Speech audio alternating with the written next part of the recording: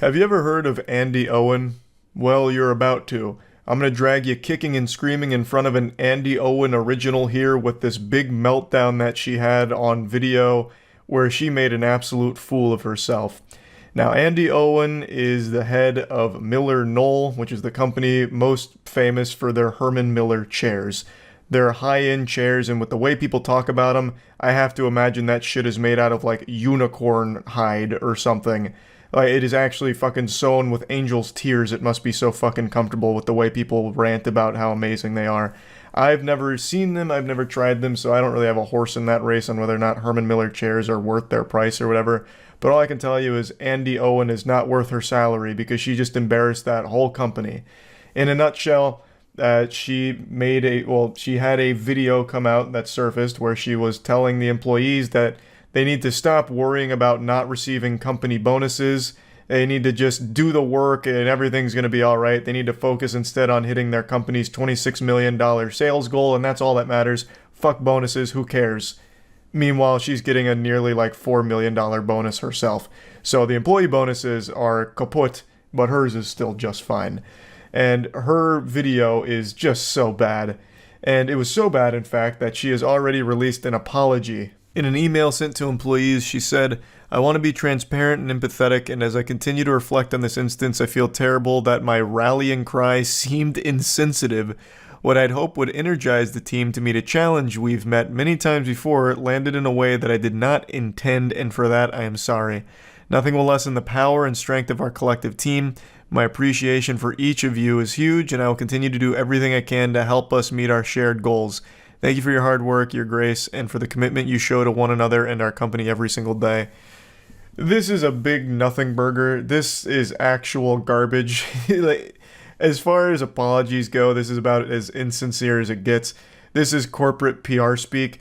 It's not like she was giving a rallying cry. She literally just started vomiting, just diarrheaing out cliches and just worthless platitudes to her employees before getting visibly angry that her employees were upset about not getting a bonus, and then even told them to leave Pity City. So it's all stupid here. This apology is trash. The most important thing we can do right now is focus on the things that we can control. None of us could have predicted COVID. None of us could have predicted supply chain. None of us could have predicted bank failures. But what we can do is stay in front of our customers, provide the best customer service. Maybe I should really understand the situation beforehand. So this right now sounds like National Lampoon's Christmas Vacation with axing the bonuses last minute. After telling employees to leave Pity City over lack of bonuses. Damn. Actually dropped an unironic welcome to the wambulance. How about a side of French cries? Jesus Christ. CEO of the high-end furniture company is sparking backlash over video in which she exhorts employees to leave Pity City.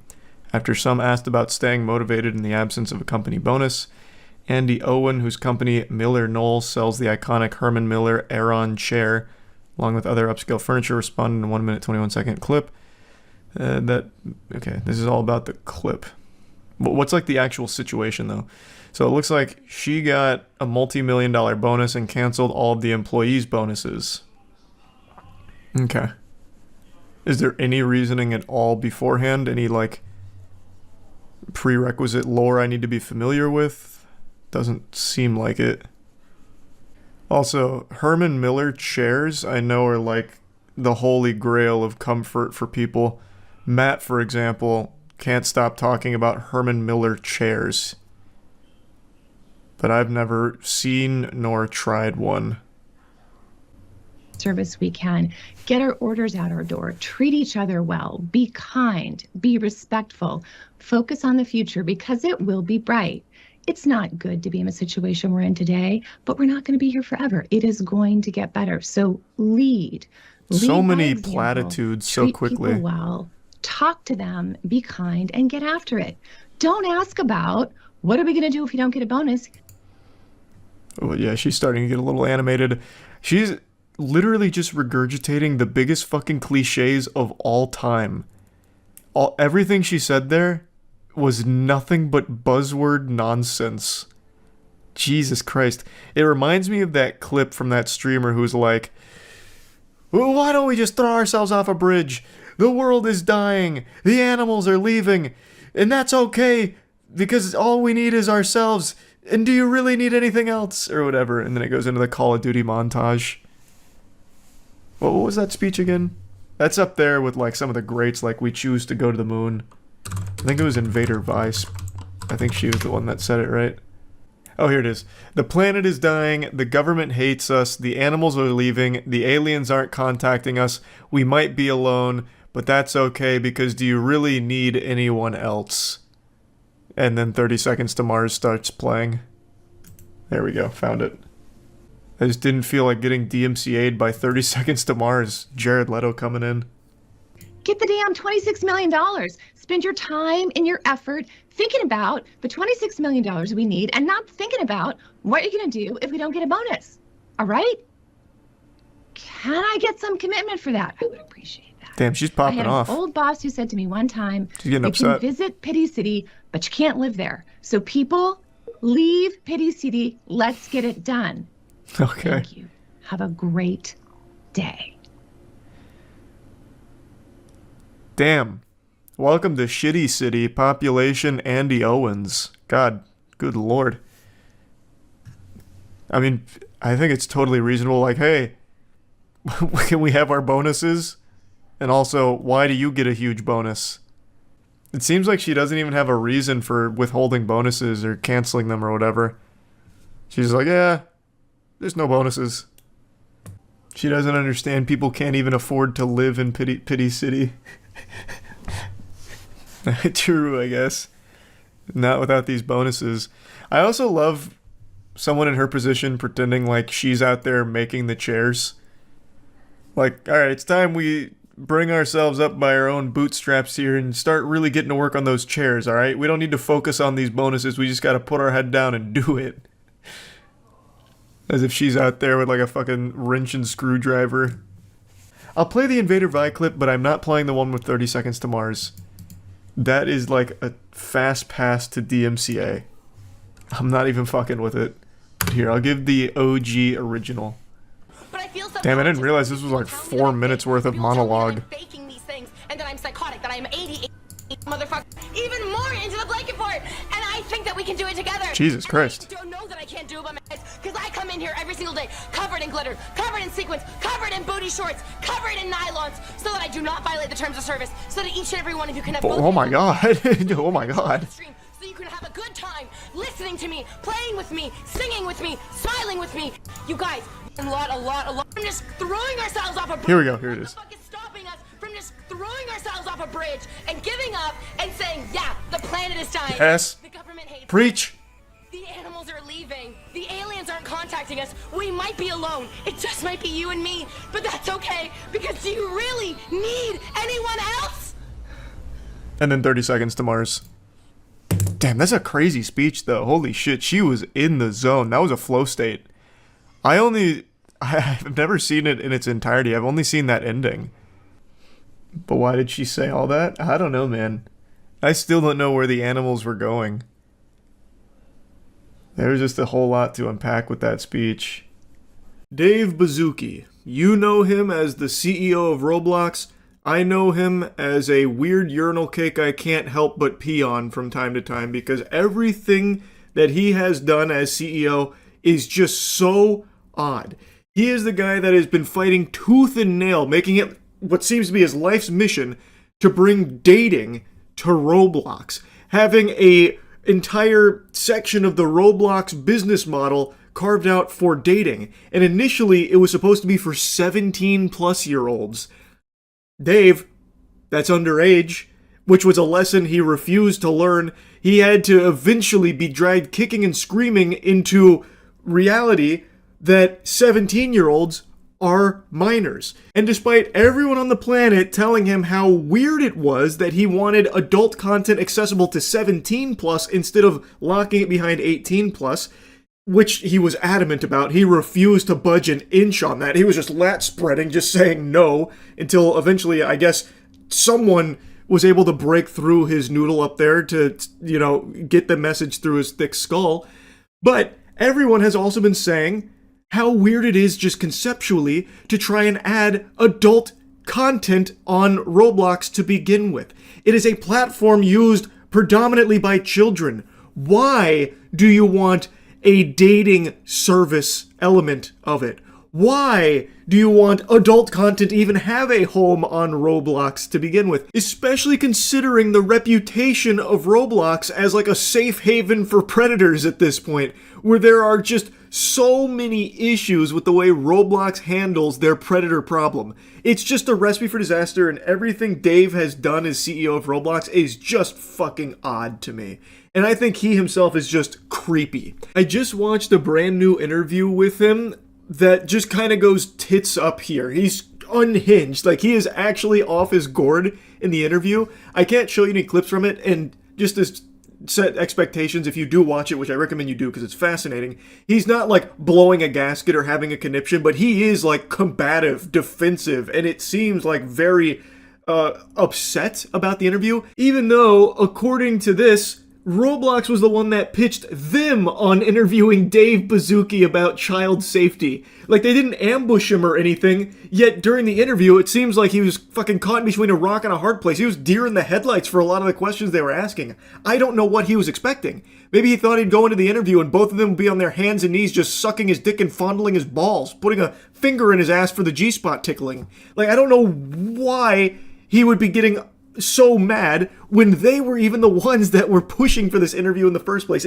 It's shocking. Let's take a peek at this moment here, which is transcribed. It's from the interview. It's probably the most heated moment from the interview. The interviewer is talking about manual safety versus an automated review process. And Dave Baszucki has a full-blown temper tantrum here. He gets red in the face, and then he starts trying to like talk over the interviewer who is trying to give his perspective. So he answers the question initially about like how he'd actually lean in harder, the shift would be constantly moving to higher quality, more accurate, more diligent systems. Can we review more? Can we do better? And then eventually just says, let's say we figure it out and the way to do that is with better and better AI models. Would you pick that? The interviewer says, yeah. And Dave Baszucki says, good, so you're aligning with what we did. High five. The interviewer then tries to give more to his perspective on things, saying, but I've also been covering social networks, and Dave Baszucki chimes in instantly to try and shut it down by talking over him, saying, thank you for supporting our Roblox decision matrix. Again, the interviewer tries to squeak out more thoughts. Dave Baszucki is not having that. He is going to try and absorb all of the fucking air in this room to try and bury the interviewer's topic. He tries again, but I also remember 15 years ago when, and here's Dave Baszucki with the fucking sledgehammer from the top turnbuckle. He interrupts, I'm so glad you guys are aligned with the way we run Roblox. High five. This is literally the behavior of a child putting his fingers in his ear going, la la la la la, I can't hear you, I can't hear you. That is what Dave Baszucki is doing here. And once again, the interviewer tries again. Right, I also remember 15 years ago when Mark Zuckerberg was saying, and then Dave Baszucki, once again with the fucking RKO, is this a stealth interview where actually you love everything we're doing and you're here to stealthily support it? Watching this segment of the interview was extraordinarily uncomfortable. It was so awkward. It had me kind of squirming in my seat a little bit, listening to this imbecile start to get combative here and try and bully the interviewer into submission to try and like force camaraderie or something. Oh, so like, high five, you support us. Hi, stop, shut the fuck up. High five, you support us. You like stealthily love everything we're doing, am I right? Fist bump, put her here. You want me to sign you up for the Roblox dating service? Yeah, I know. All right, I'll give you an account. It's fucking weird. This guy sucks. He is so creepy. And if you want further evidence of that, just look at the way that the interview starts. Dave Baszucki immediately just kind of goes mask off here when asked what he thinks about the problem of predators on Roblox. His response was, we think of it not necessarily just as a problem, but an opportunity as well. How do we allow young people to build, communicate, and hang out together? How do we build the future of communication at the same time? You couldn't script a worse answer. When asked about his perspective on the predator problem with his platform, he said he doesn't view it just as a problem, but an opportunity. What? Pardon? Say that again for the people in the back on the bleachers. What did you just say about the predators preying on children on your platform?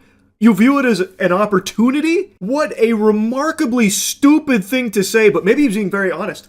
I have always got the impression, and many others, that Roblox doesn't take the predator problem very seriously. There has been nothing in Roblox's history that leads me to believe that they do as much as they possibly can to keep children safe on that platform. So maybe this is Dave Baszucki just going full goatsy here and letting us take a peek at the foul insides. That he just doesn't really care that much, and really, it's not just a problem to him, but a real opportunity. I think, and this is being very charitable, but I think, based on the way he continued in the interview right after that, what he was trying to get at is that he's viewing this as a big conundrum that they're trying to solve of how do you grow all of these tools with one of the biggest platforms on the planet while also trying to like moderate it. So then he was going into like the state-of-the-art tools they're working on, like the age estimation features and the AI moderation tools and stuff like that.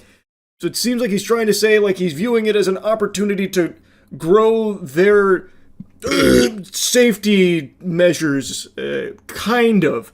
I'm kind of making a big, generous leap based on how he was saying things, but the way he paints it as like an opportunity is crazy to me, because this is a huge issue that has been festering in his platform for many, many years, with who knows how many countless victims, how many countless children have been preyed upon by predators on his platform, and they have just simply not done enough to keep them safe, and even at times actively made it harder for those predators to be held accountable. And instead of like recognizing just how big of a problem that is and how bad it's gotten, he instead says that it's not just necessarily a problem, but an opportunity. That is so fucking tone deaf and just a really weird sentiment to even try and be expressing here when asked that question. And the interviewers do continue to talk about this subject, and it really seems like Dave Baszucki was completely caught off guard with his fucking pants down here. So the interviewer goes on, yeah, I mean, you mentioned sort of kids leaving the platform, and it does become clear in those lawsuits that Roblox is kind of, you know, where predators go to find kids, but then they do try to, and Baszucki once again cuts in, well, I would say in the lawsuit or press, yes, I would categorically reject the actual description of what you're saying, but yes, what you might read in the news would portray it in that way, but then the interviewer interjects, you don't think you have a problem with predators on the platform? To which Baszucki says, I think we're doing an incredible job at innovating relative to the number of people on our platform and the hours, and really leaning into the future of how this is going to work. Now, I get being the CEO of this multi-billion-dollar corporation, you can't just go out in there and say, yep, tons of pedophiles, predators running rampant on the streets of Roblox. I know, it's gotten bad, but don't worry, we're doing our best to put out the fires. I know he can't just say that up front, but he's just kind of like outright denying the existence of how big this problem is. And if I was a parent of a child who played Roblox and I saw this interview, I am deleting their account this same afternoon. Like, this is a CEO that I have no faith in keeping children safe on the platform from these bad actors that are preying upon them on Roblox. This interview, like, it is such a disaster. I don't know how he or anyone on the Roblox team thought that this would be a good idea for them if he is this unprepared to handle real questions about a very legitimate problem with his platform. And what's crazy is he is just like comically delusional and creepy and scummy. Like, not even just in the way he handles the questions about child safety on the platform, but one of the hosts here asked him a joke question about should there be a poly market for kids inside of Roblox, which is clearly in jest. Would you ever put a prediction market inside Roblox, like let kids bet with their Robux and say, I bet he's going to steal a tung sahur? I know I've reached unk status at 31 years old. I have no fucking idea what that means. And then the other host chimes in, or I bet he's not going to dress to impress. And Baszucki, upon hearing what is clearly to most sane people a joke of a question, actually talks about why he thinks that's a very good idea. I think we would have to do that once again. I'll share some of the complexity. Every single country in the world has different legislation around loot boxes and kid gambling, and so we would have to be, it sounds very fun and obvious, like I love that. That is his perspective on kid gambling, by the way. It sounds very fun and obvious. And then the interviewer chimes in saying, oh, to be clear, I think this is a horrible idea. And then there's laughter. I was just interested if you were thinking about it. And Baszucki says, Well, I actually think it's a brilliant idea if it can be done in an educational way that's legal. And so imagine no free Robux, no free prizes, just a game called the Dress to Impress Predictor, where it's not like trying to get kids money or anything like that. I would be a big fan of it. And then the interviewers, interesting. Yes, start them young. That's what I always say when it comes to gambling. You're never too young. This slimy worm is unironically actually trying to preach the pros of enabling kid gambling on Roblox. He's trying to say, well, no free Robux, no free prizes or anything, but what if it's educational? Educational gambling, of course, Dave Bazooki. How did I not think about that? With educational gambling on Roblox. Absolutely, yeah, that won't open the door to anything bad. Oh my goodness, yeah, of course. It makes so much sense, David. He doesn't even try and like spruce it up a little bit, clean it up, tidy up the rough edges there of like children gambling. He himself literally says the word kid gambling. So he is just fully open like, yeah, kid gambling. Like, maybe that is a brilliant idea we should consider. Like, he's not even trying to like skirt around the loopholes like a, mystery boxes of Labubu or something like that, or like a Pokemon card product, like TCG boxes or something. Like, he is just saying, oh no, kid gambling. Yeah, no, actually, that's a brilliant idea. We'd have to find a way to do it legally, of course. I'm sure there's a way, but it could be great education. Wild. Actually wild. Like I said, I highly recommend you check out the actual interview. It is unbelievable that not only did he agree to do this interview, but that it was their idea to do this interview in the first place.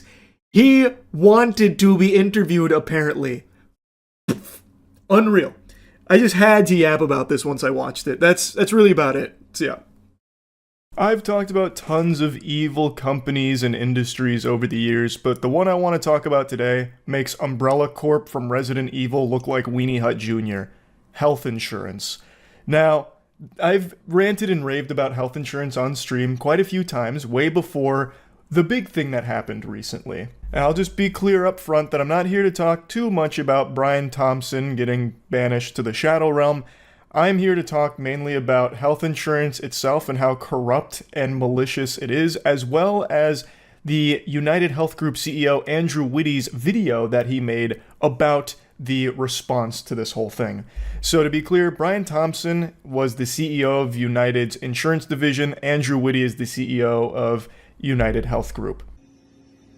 I'm sure everybody has been disturbed by the amount of negative and in many cases vitriolic media and commentary that has been produced over the last few days, particularly in the social media environment. Yeah, mean words are so much more disturbing than an entire business model that revolves around making oodles of cash off the corpses of your clients as you knowingly deny coverage for life-saving medical treatment for those individuals that have been paying you for so long for the single purpose of you stepping in to help in an emergency situation. Then when that unfortunate time arises, it's just crickets and radio silence and then like a giant stamp of denied from United. Here's a nice little graph that helps showcase how efficient these health insurance providers have become at denying your claims. And United Healthcare, they got it down to a science. They are way out in front. They got the gold medal with 33% denied claims.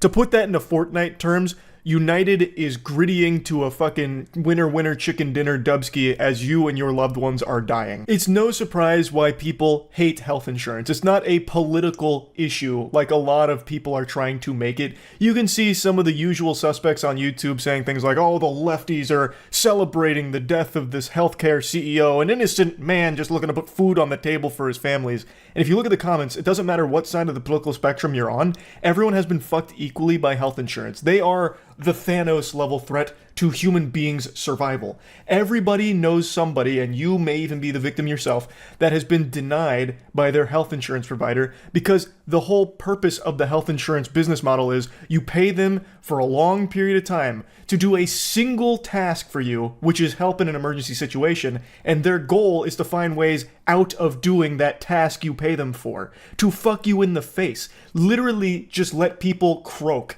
because they don't want to pay the money to cover those procedures that could save someone's life. They make money off normal people dying, and normal people are paying them for the service. It is so fucked up. And I want to reassure you of a few things. Firstly, we are going to continue to make sure that we put patients, consumers, and members first, as we always have done. What? Pardon? I must not have heard him right. There's no way Mr. Krabs just tried to sit there with a straight face looking like my wrinkled nutsack saying that United has always put members, consumers, and patients first. What? I mean, maybe he meant like putting them first in the ground after they deny the life-saving medical treatment that they were looking for. Maybe that's what he meant. I'm not entirely sure, but there's no way he actually tried to say that United puts the patients first, right? There's no way. I mean, you could just look at the data. 33% of all claims being denied? Like, in what universe does he think anyone's going to believe that? Everybody has been affected by this. It's not like this is some big secret. Everyone knows how fucking foul the health insurance industry is, and United is the worst offender. Like, here, I'll give you actual footage of the United CEO anytime one of its clients die after a denied claim. Man, I just broke that. Man, look what you made me do, Andrew! Look what you made me do! The mission of this company is truly to make sure that we help the system improve by helping the experience for individuals get better and better. Mission failed then, Andrew, in the biggest possible way. And the response that you're seeing to all this should be a pretty clear indication that every single human being on the planet that has been cursed with United health insurance coverage feels that the experience has only gotten worse and worse and worse and worse and worse and worse as you have made more and more and more and more and more and more doubloons off of denying claims. Hey, real quick, Andrew, can you go ahead and put on your reading glasses and take a peek at this for me? Look at this chart and tell me exactly whose experience has been getting better? Because it's not the normal American that has to have health insurance. It seems more like it might just be United Health Group itself. I'll quickly take a moment to play in the pig pen and tackle the most brain dead that are trying to justify or defend the health insurance companies. Like, I couldn't imagine anything more pathetic than doing free PR for health insurance of all things, but there are those absolute worms out there doing that in the trenches right now. I see a lot of people making the comparison that a health insurance provider denying a claim is not the same as killing someone. It's fundamentally doing that. If someone's coming to their health insurance that they've been paying for how many years and they are looking for coverage for a very expensive medical procedure and they say no and that person dies because they no longer could afford that medical procedure that would have saved their life, then that is the insurance provider fundamentally killing that person. And the comparison that some of the pseudo-intellectual enlightened super dweebs on Twitter are comparing it to is saying like, oh, well, if someone needs a kidney and you're not on the kidney donor list so you don't give them a kidney, did you murder that person? Shouldn't even really need to explain why that's absolute dog shit, but I'll go ahead and do it anyway. Was that person paying you for years and years with the sole purpose of you donating that kidney to them should they need it? Probably not. They weren't a client or anything like that. Like, not being a kidney donor is completely different than being a health insurance provider who is paid for a sole task and then they do everything they can to not do that task. And then when someone dies as a result of their refusal to do that task they have been paid for, that is the health insurance provider having a big hand in that person's demise. Another pretty obvious difference here is that giving a kidney is an extremely big deal. Like, that is a risky thing to the person who does it. Whereas in health insurance, the only risk in paying for someone's medical procedure is that your shareholders might not get as many millions of dollars because now you might actually have to start doing what people are paying you for. If there is a chance that United Health paying for a medical procedure means they can't afford to pay for someone else's, then they shouldn't be in business in the fucking first place. It means they're trash at what they're supposed to be doing. They're being paid by everyone to do this task of covering their medical procedures when they need it. And if they can't afford to do that, they should not be around. There was nobody who did more to try and advance that mission than Brian Thompson. And there are very few people in the history of the US healthcare industry who had a bigger positive effect on American healthcare than Brian. Hey, come back to reality. Andrew, we're losing you. You're fading into Narnia right now. What are you talking about, man? Making tens of millions of dollars at a company that leads the nation in denied health insurance claims is not pushing the industry in any positive direction for normal Americans, man. And we are going to make sure that we not only acknowledge and honor that legacy of Brian, but we will continue it. That's right, everyone. We are going to be pushing for 50% denied claims next year in honor of this mission. It's a lofty goal, but I think we can deny even more claims come 2025. So mark your calendars. 2025 is United's year. We're making history. Half of all claims will be denied. Mark my words. Like, this isn't something you get excited about, man.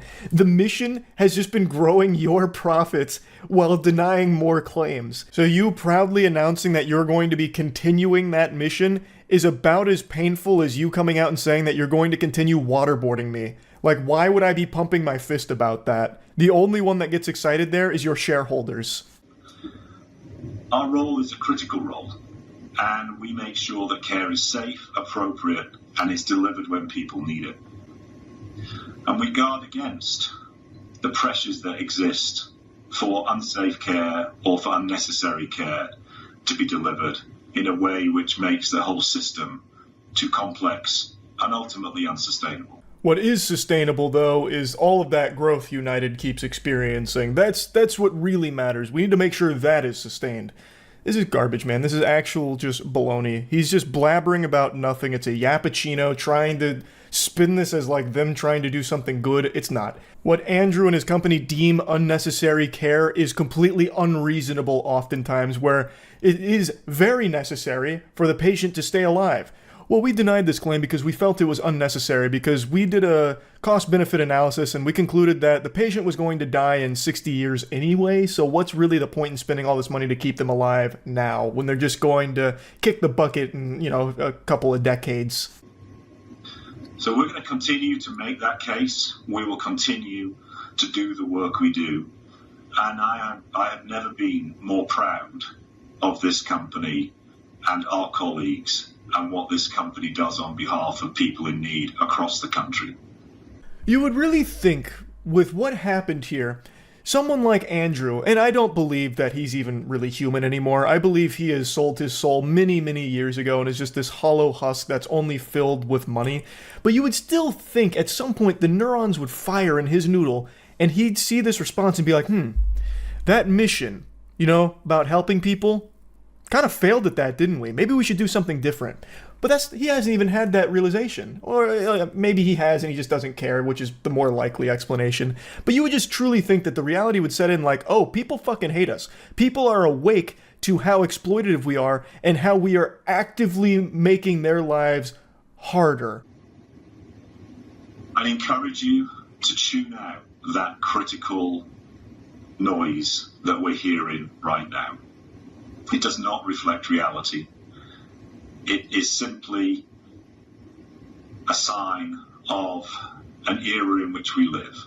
Great advice. All those people talking about how corrupt this industry is, yes, please plug your ears to that so that way you don't actually hear from the victims of our business model. We don't want you to start feeling sympathy for the numbers on our bottom line, all right? We need to make sure that we don't look at them as anything real. They're just imaginary NPCs for our money, and we like that money, don't we?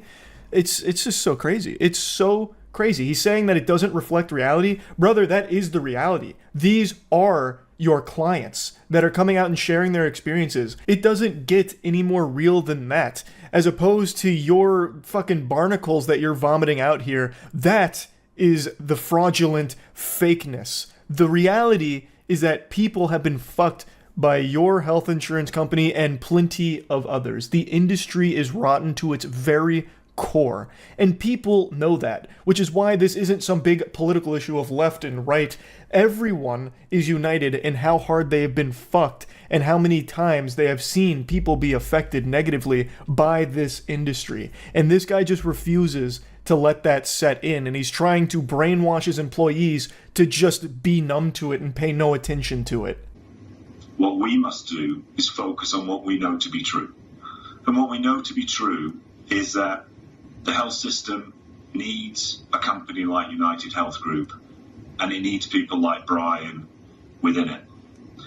We're fortunate that within this company, we have so many people driven and inspired in the same way that Brian was, and we will continue in our journey to help everybody who needs it within the health environment. It's just crazy. I know I don't need to keep ranting about it, but it actually does just blow my mind that he would even say things like that, which are so provably false. It's honestly like almost a threat that they have plenty of other people like Brian in the company that are as inspired as Brian and focusing on what Brian was focusing on, which is clearly the profits in the company and denying more claims so they can make more money. That's a bad thing.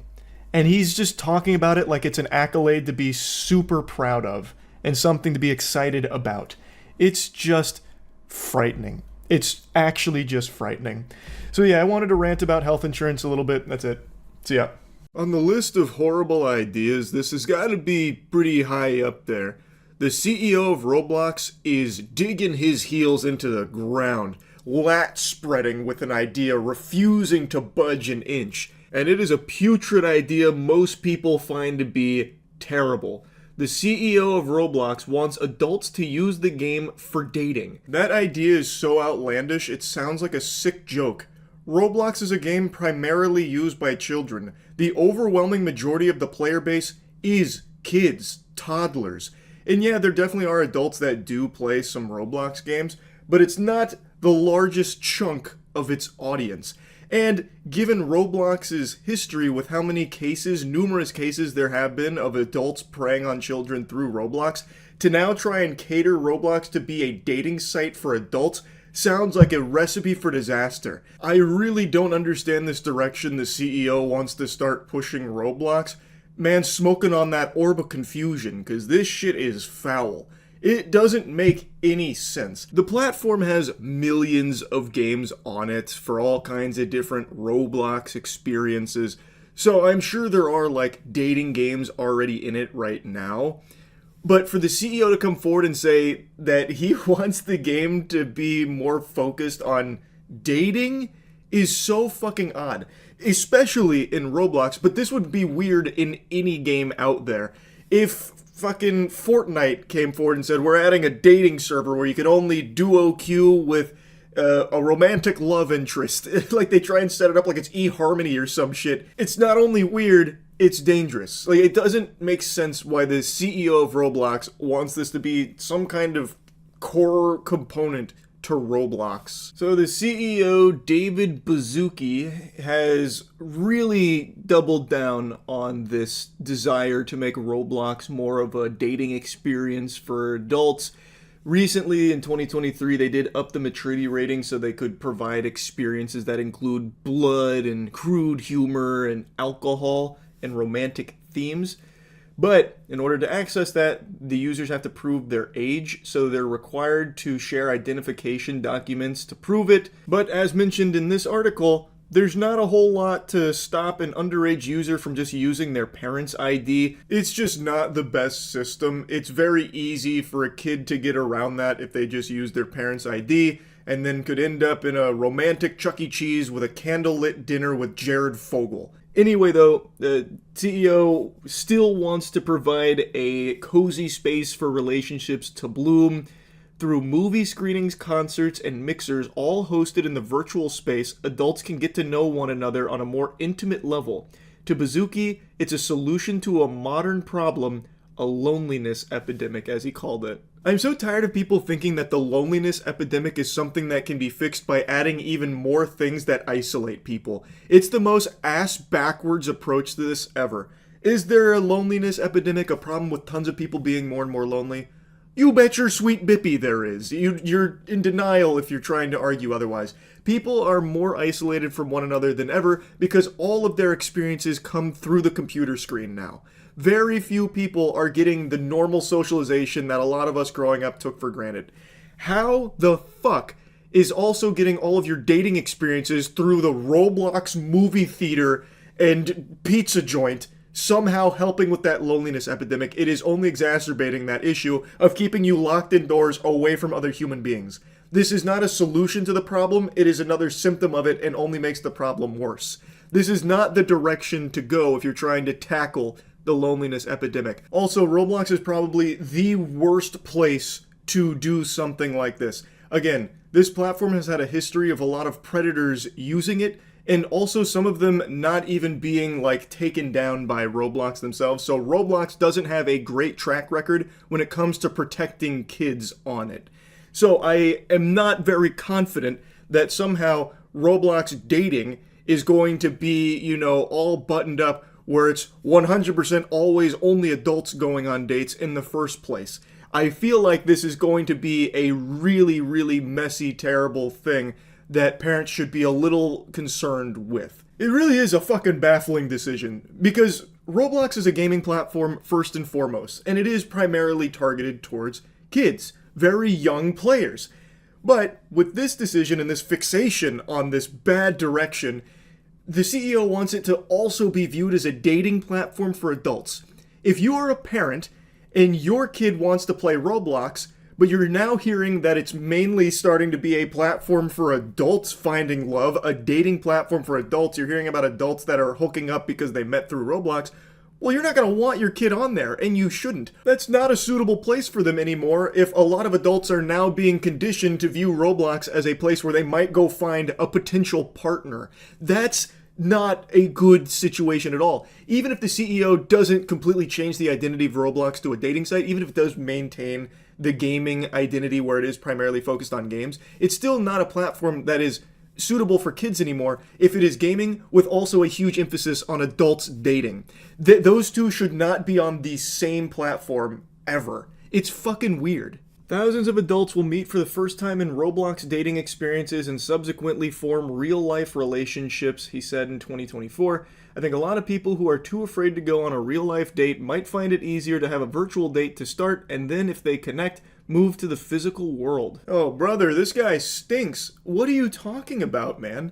If there are adults that want to connect and meet a potential partner, there are tons of platforms that offer that right now. It doesn't need to be Roblox. It shouldn't be Roblox. This is a gaming platform that has a majority user base of kids. It is weird to try and now make it also cater to adults to find love. I know it's been a pretty big meme about this, but it does really feel like it is some kind of CIA operation to catch pedophiles here with this Roblox dating experience that's trying to be offered. I think of Roblox as a platform to help loneliness and help bring connection. Can we do this in a way that is more civil and higher quality than any other company could? No.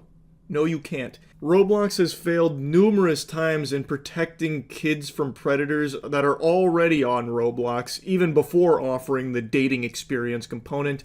And also the article even mentions a recent one, which again is just one of many cases where Roblox has been used by pedophiles to do terrible things. And I can only imagine that that gets worse with Roblox trying to make this pivot into dating experiences, making it more of a focus. This is just a horrible idea no matter how you try and spin it. I don't know why he really keeps trying to sell this idea that it's to try and combat the loneliness epidemic. Once again, this only makes it worse. I really think one of the primary motivators for why he wants this so badly in Roblox is because he wants even more users in the ecosystem. Roblox is a behemoth that brings in unimaginable money, but it is mainly from kids. So I think he's trying to find ways to get more adults invested in the platform so they can make even more money. It's not only a bad idea, it's a dangerous idea. Anyway, though, that's really about it. So, yeah. I make a lot of predictions. 9 times out of 10, they're wrong. Not proud of that. Wish I was better at it. But, you know, I'm no Baba Vanga. Because if I was, I'd have every prediction be wrong. So, I'll take the occasional victory. And one thing that I predicted and have been proven right about time and time again over the years is that once you reach a certain level of status in any given industry, it is impossible to fail. You only fail upwards. Not exactly a prediction, more so just a hard truth where once you're an elite member of an industry, you can't get knocked down at all. It's impossible. It's like fucking Derek Zoolander, but instead of being unable to turn left, you're unable to go down. You're unable to like look downwards. You can only continue to fail going up the ladder. It's incomprehensible. It is a phenomenon that defies all logic. Why would someone who is bad at their job, a terrible leader that leads companies into financial ruin, just draining them of ham, like constantly just hemorrhaging money, bleeding out, why would that person continue to land new jobs in equal or higher power than their previous one? Anyone else who is bad at their job gets fired. They get let go. But not when you become like a CEO, a COO, or anything to that level. You just go to another company as a COO or a CEO. The perfect textbook example of this is still John Riccitiello. He was the CEO of EA for a little while. He rose to infamy when he pitched this absolute fucking heater of an idea. I'm talking galaxy brain, like 5D chess move, where he pitched the idea of charging gamers for ammo. So if you ran out of ammo in a Battlefield game, there'd be like a pop-up that would say you need to pay $1 for your next magazine. Like, that was his idea. Like, I don't think he was ever fully going to go through with that, but that was the example he gave on how you can constantly be like milking the titty of everyone who buys an EA product. He was too greedy for even EA, so he was let go and then landed a job at Unity. He became CEO of Unity, and I know you remember how disastrous that was, because he nearly drove that company into the fucking ground. He nearly banished it to the Shadow Realm with how horrible his leadership was there. And there's plenty of examples of this. I still think he's the best. But why I'm talking about it today is because Disney just announced that it's looking at candidates for the CEO position since Bob is leaving again. And one of the people they're considering is the EA CEO, Andrew. They're looking at Andrew at EA. What in tarnation? Why on God's green earth would you be putting your peepers on Andrew Goober Wilson for the CEO position of Disney? EA has been one of the most consistently hated companies in the world for over a decade now. If Umbrella Corporation was a real entity, it would probably have a better reputation than EA currently does. It is a company that no one likes, except for shareholders. So Andrew Wilson has done a good job at EA for shareholders and nobody else. And you know what Disney really needs right now? Is a good reputation with anyone that's not a fucking shareholder, because people are getting really tired of what Disney's been shitting out. They have been pooping out slop, and a lot of people are tired of the stink. They're tired of smelling the shit. So Disney, I don't think, is needing an Andrew Wilson, cartoon villain here that's going to... Andrew Wilson, the reason why I said he's good for shareholders is because the EA price under him has raised pretty significantly. But I feel like Disney right now, what they really need is some slam dunks in products and properties that people really start to like again, because they are missing that entirely. Star Wars, for example. Holy Lord, what a fart in the wind. Most people don't care about Star Wars at all anymore. Most people roll their eyes when it comes to Star Wars. Like, look at Outlaws. That was an open world Star Wars game. Of course, it did have Ubisoft on there, so it was already doomed for mediocrity out the gate. But nobody was hyped for Star Wars Outlaws. Like, there was a time when Star Wars was a guaranteed home run. Now, most of them are flopping. At least from what I can tell, like the Acolyte, that was what, $230 million budget, and it raked in, according to the most recent financial reports that I can find online, $46 million. So it lost like a total of $180 million. Like, come on, let's put on our thinking caps right now. It's not an issue of, oh my God, we need to start figuring out ways to nickel and dime the remaining customers we have.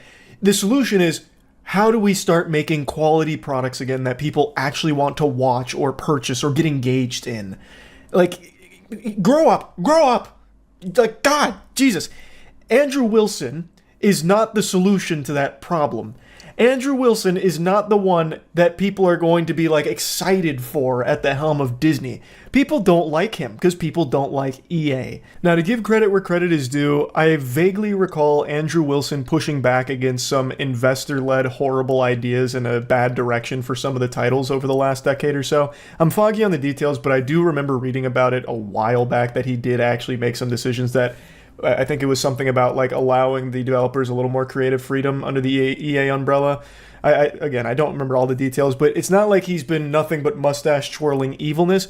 But first and foremost, Andrew Wilson's priority is not good games. Never has been. It's been figuring out the live service model, because I believe it's 71% of EA revenue comes from live service games. So it's always been trying to figure out the way to maximally monetize every single person who sits down to play an EA game. And there have been some good games that have come out over the years, and even live service games like Apex Legends from them. But overall, and Apex Legends is unfortunately getting run into the ground in recent times, but overall, Andrew Wilson is not a CEO that I think anyone thinks of and looks at as someone who actually cares about delivering quality products. It's about delivering big returns to the investors first and foremost, and that's about it. And I feel like in Disney's current state, they need someone that actually wants to start pushing them forward into good shit again, instead of just the same recycled formulaic garbage that they've been doing for the last, I don't know how many years, but they've just been on autopilot for a little while, going through the motions, and now it seems like, it's getting to that point where something's got to give. Like, they've got to start changing something, and they're looking at someone like Andrew Wilson to maybe be the leadership to do it. I don't think he is. I really don't. And in all fairness, this isn't really an example of someone failing upwards. I mean, he definitely failed in making EA a company that anybody respects. Like, EA is constantly spit on, but he hasn't failed in a financial sense or failed to the same degree as other CEOs like John Riccitiello. So it's not failing upwards per se in this case, but it is still just weird to me how he'd even be considered for this position. Like, I don't understand why the pool of candidates is so small that you're always seeing the same names over and over again, even if they have a resume of stinkers. Another great example, and sticking on the Disney topic, is they have greenlit a new Star Wars trilogy, and they've already chosen who's going to be the writer and producer. It's someone named Simon Kinberg. And if that name rings any bells, it's because you probably still have trauma from his extraordinarily embarrassing pile of garbage that many consider to be one of the worst comic book movies ever made, Dark Phoenix, where he was the writer, producer, and director. Going through his entire catalog here, where he's only directed a couple of films, but he's been a writer and producer for a long time, it's more misses than hits. Like, XXX State of Union, I loved it when I was a kid. I don't know if it's aged well. But he also did X-Men 3, The Last Stand, another absolutely despised movie, but then there's something good in there with Jumper. There's the Sherlock Holmes movie, which some people liked, some people didn't. First Class, which was good. Then Abraham Lincoln Vampire Hunter.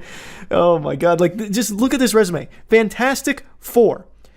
The Fantastic Four. Again, one of the comic book movies that people to date still believe is one of the worst ones. In fact, among like the top 5 worst comic book movies ever made, Fantastic Four and Dark Phoenix are on every single list. This is the Fantastic Four film from 2015 that had the number 4 in the name, not the like old one with Jessica Alba. And he was not only a writer and producer on both of them, but even directed one of them too. Like, his resume isn't very good. Like, the good movies that he's a part of, he's usually a producer on, not a writer-producer on. Was this really the best possible writer-producer they could find for a new trilogy of Star Wars films? I don't think so. I don't understand how someone that has a resume like that, with so many super stinkers like Dark Phoenix and Fantastic Four and a couple of others on there, get chosen to make something like this, the new Star Wars trilogy. Like, it's not like those movies that he'd written and produced were just received terribly by the audience. They were turbo box office bombs that lost the studios millions upon millions of dollars. Now, I do understand that he helped co-create Star Wars Rebels, which does have a positive reception from what I can tell. I've never watched Rebels, but I do know the name.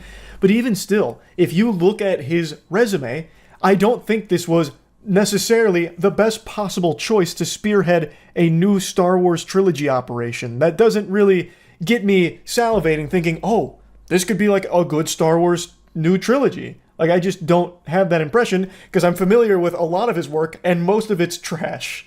It just really seems like if you somehow break through to that level where you're a writer-producer on a Hollywood project, it doesn't matter what you do from that point forward because you will always still somehow be able to find work of equal or greater level. And I just don't get it. Because it's not like by merit or anything. It doesn't seem like, from what I can tell, Simon was the one that was like pitching Disney on this and they just really liked the direction, so they said, okay. It seems like it was Disney that chose Simon to write and produce for them. So, like, it's not like he did anything extraordinary, that he has a great idea and a great script and everything that Disney just had to buy. It just, I don't get it. I really don't understand how failing upwards is even a thing. And yeah, I just had to rant about this a little bit because I'm so tired of seeing like the same names that have been in the industries for so long and have done so many things wrong continue to get huge positions at companies going forward, because then there's nothing to be like excited about. Like, for the future of Disney, if they choose Andrew Wilson, it's not like I think there's going to be some kind of drastic change. I feel like it's just going to be business as usual, but emphasis on the business, where Andrew Wilson's going to be prioritizing like cutting jobs, reducing staff, and trying to maximize monetization on like Disney Plus and all of that. Not exactly an emphasis on let's start making some really quality stuff. I could be wrong. I guess we'll find out if they go with Andrew Wilson, what direction he takes it. But it's someone whose work I am familiar with, and that is what he is known for. He is the shareholders' hero, but the gamer's pariah, because nobody likes EA. It has a terrible reputation. So again, he's not exactly an example of failing upwards per se, because he hasn't failed, but it does just, like, this whole topic is something I just wanted to speak on, because it is common for people that do fail at like a high level to continue to just keep getting more and more and more and more power and bigger positions. It's silly. So yeah, that's really about it. See ya. Yeah, that's right. I'm yapping about Piotr Zarek again today. The Polish CEO multimillionaire whose name sounds like a Sith Lord. Darth Piotr has spawned global outrage after this clip has just gone insano style. Pretty much anyone with eyeballs on the planet has now seen this, but just in case you've somehow missed it, I'll post the replay for you here on the Jumbotron.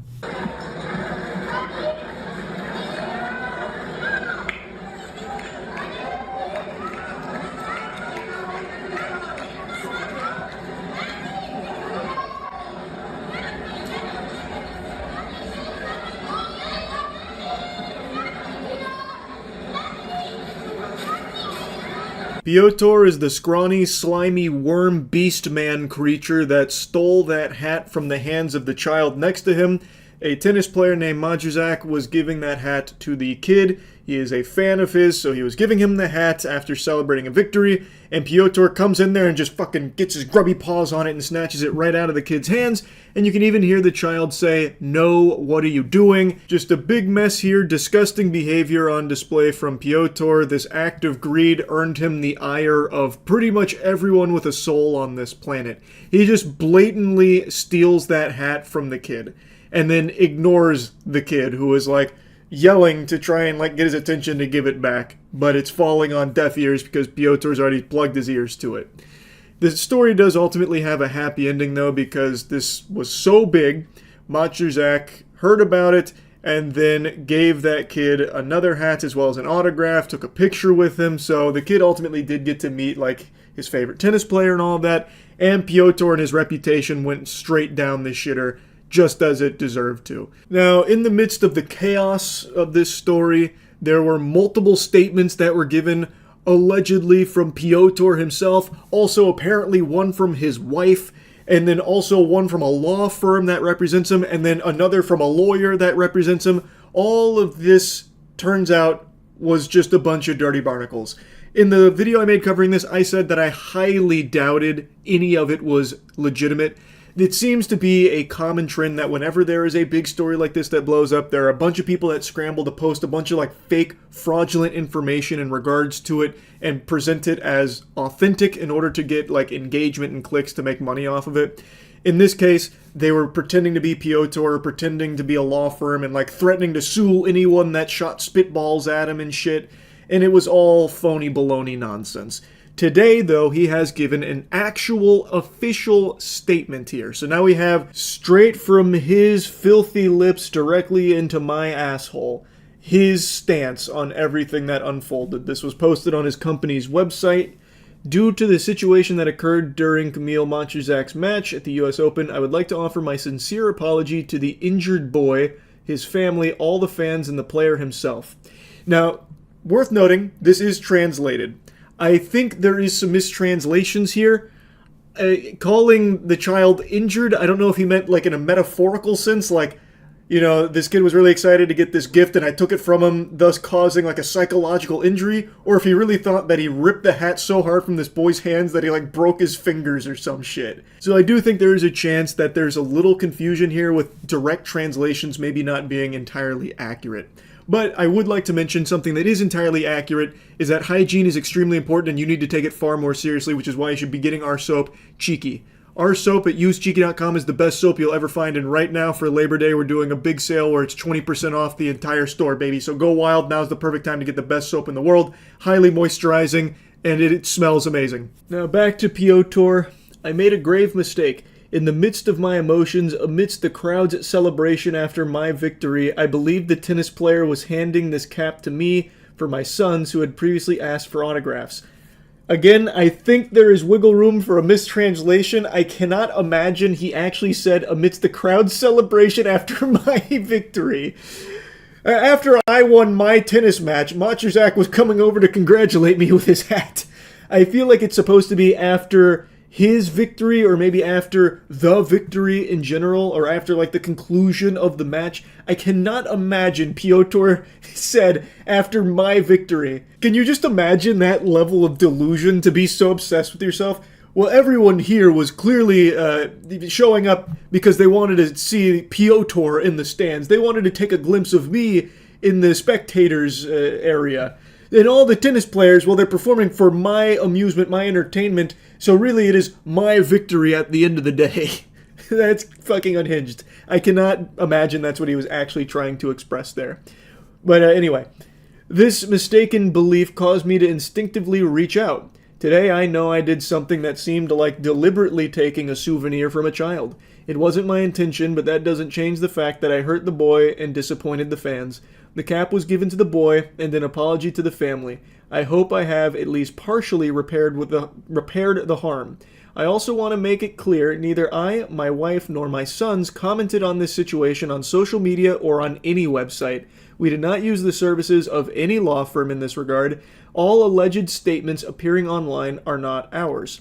Unsurprisingly, he's trying the confusion approach here. Oh, I misunderstood. I thought the hat was intended for these meaty claws right here. I didn't realize he was giving it to the kid next to me.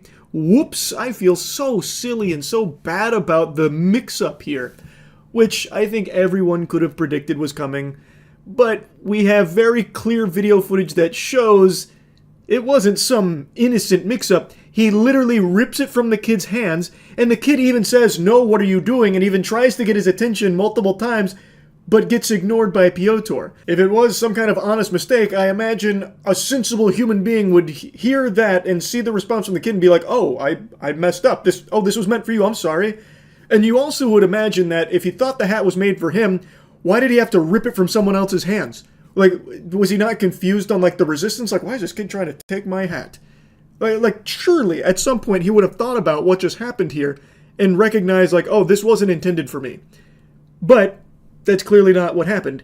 He knew this was meant for the kid. He rips it from the kid's hands. He robs the kid of that hat that Matuszak was gifting to him. And then he puts it in his bag because he was very greedy.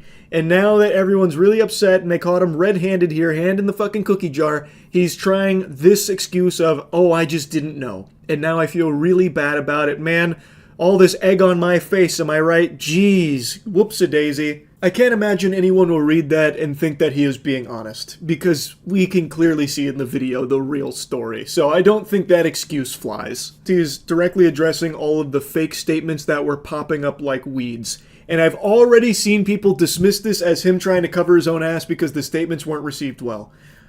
I am no Piotr fan, I think that much is clear. I'm not exactly a big enthusiast for this piece of shit. But if you read those statements with any level of like critical thinking skills, you should notice that there is a lot wrong with it, especially his wife's statement.